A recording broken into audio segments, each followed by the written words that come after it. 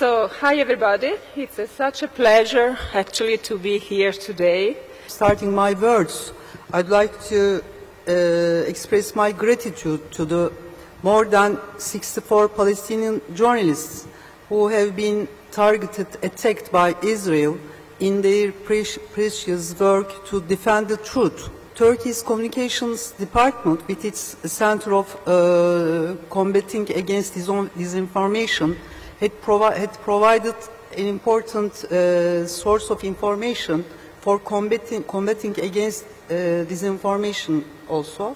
We have been observing perhaps the most brutal massacre of our modern age committed by Israel. In a synchronized manner, Israel is waging a war not only against Palestinians but also against truth. Unfortunately, majority of the international media became a proxy. Perhaps it's a very unfortunate word for using against the international media, but they became a proxy in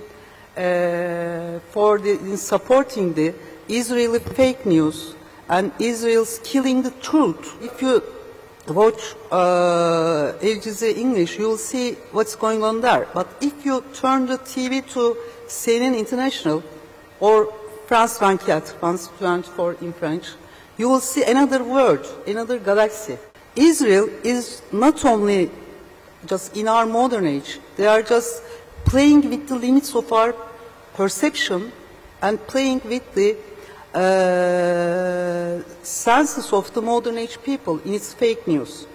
And in a war, the terminology of the whole world's cultures, civilizations and humanities seems insufficient, and words are not enough to define the ongoing situation. But unfortunately, the terminology used by the Western media just shows that they became the real proxies of the Israeli war machine. For example, I'd like to show a BBC tweet, X. They are saying that Israelis are being killed, but Palestinians die. For example, yesterday's hostage deal, if you follow the stories, news about hostage deal, you see every moment of the Israeli hostages being released, but when it comes to the Palestinians released from prisons, even their joys, their excitement, their meeting with their families, we didn't see in the Western media. I'm here just to tell you some stories. My life totally changed with the war started, because before full-scale invasion, I was just a local reporter in a small TV channel in Kharkiv region. It's in the eastern Ukraine. And then war just came to my home, and as a journalist, I had no way. I did my decision just to continue working, covering this, to show the world the truth about what's going on in Ukraine. And this is how my life is looking right now. This is how I looked like before war started. I was just a local reporter. And this is how I'm working now every day in Ukraine, wearing the vest and helmet. And this is how all Ukrainian journalists now looking like in Ukraine, because it's really dangerous. Ethics are of paramount importance. They form the basis of journalism. And I think it's important to highlight here what these ethics are. You know, when I was starting my career in journalism, my seniors told me that there are basically 5 principles in journalism. Number 1 is accuracy.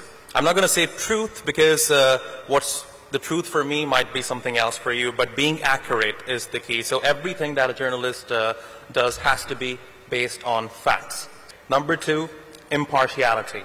Then the third one would be independence. Of course, when a journalist files his or her work, he has to own it. It doesn't have to be on the behalf of any government, any lobby group, or any interest group. The fourth one would be humanity. Of course, when we are out on the field, we have to be very careful about the things that we say. And the fifth one would be accountability, and I believe this is the toughest one for journalists, primarily because this profession is not very humble from my personal experience, and journalists have a tough time. I have to say that it disgusts me. It's absolutely disgusting the way Western media has covered the conflict between Israel and Hamas. It took the Daily Mail 14 days after the 7th of October to write the accumulated total death toll of Palestinians on their first page, while they were writing the death toll of Israelis from the 7th of October. It did not start on the 7th of October. I have to say this. It did not start on the 7th of October. There's a history to it, decades-old history. Belgian and Dutch media, the Dutch language TV, does actually do a very good job on Palestine. I want to point out fieldwork and language. I was a journalist in the past. I left Dutch journalism because of some hoax that were awarded that the Free Syrian Army are jihadists. I found out, especially through my fieldwork, there is a mismatch, as what you pointed out very well, with Western media and what I find on the ground.